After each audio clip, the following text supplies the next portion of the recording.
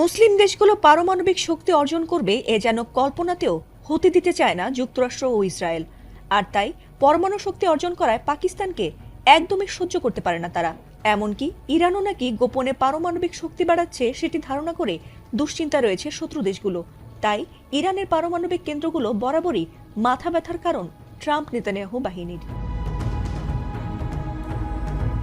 Iran যেন কখনো পারমাণবিক শক্তি না বাড়াতে পারে সেজন্য বারবার সেখানে হামলা চালায় ট্রাম্প ইসরায়েল।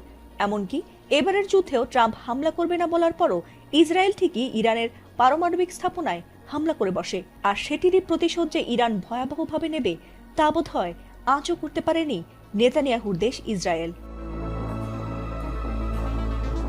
ইরানের নাতাঞ্জ পারমাণবিক স্থাপনায় হামলার কড়া জবাবে এবার ইসরায়েলের দিমোনা পারমাণবিক রিসার্চ সেন্টারে ক্ষেপণাস্ত্র ছুড়েছে ইরানের বিপ্লবী গার্ড বাহিনী। আর তাতে তছনছ হয়ে গেছে সেই অঞ্চল। এমনকি তাতে ইসরায়েলের দক্ষিণাঞ্চলীয় শহর দিমোনা ও আরাদে শতাধিক মানুষ আহত নিহত হয়েছে। আহতদের অনেকের অবস্থা আশঙ্কাজনক। ভয়াবহ এই হামলার পর আক্রান্ত এলাকায় জরুরি অবস্থা জারি করা হয়েছে বলে এক প্রতিবেদনে জানিয়েছে আল জাজিরা।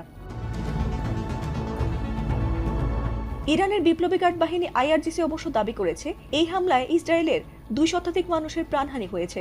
তবে ইসরায়েলের পক্ষ থেকে কারোর নিহতের খবর নিশ্চিত করা হয়নি।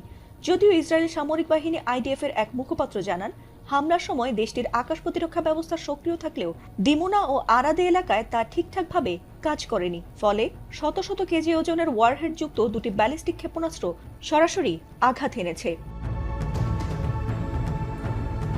যদিও এ বিষয়ে ইসরায়েলিরা তেমন কিছু না জানালেও আন্তর্জাতিক পরমাণু শক্তি সংস্থা জানিয়েছে, দিমোনায় অবস্থিত শিমন পেরেস নেগেভ পারমাণবিক গবেষণা কেন্দ্রে কোনো ক্ষতির ইঙ্গিত তারা পায়নি। সেই এলাকায় অস্বাভাবিক বিকিরণের মাত্রাও শনাক্ত করা হয়নি। এছাড়াও বিষয়টি তারা নিবিড়ভাবে পর্যবেক্ষণ করছে বলে জানিয়েছে সংস্থাটি। ফাতিমা সুলতানা, এটিএন বাংলা।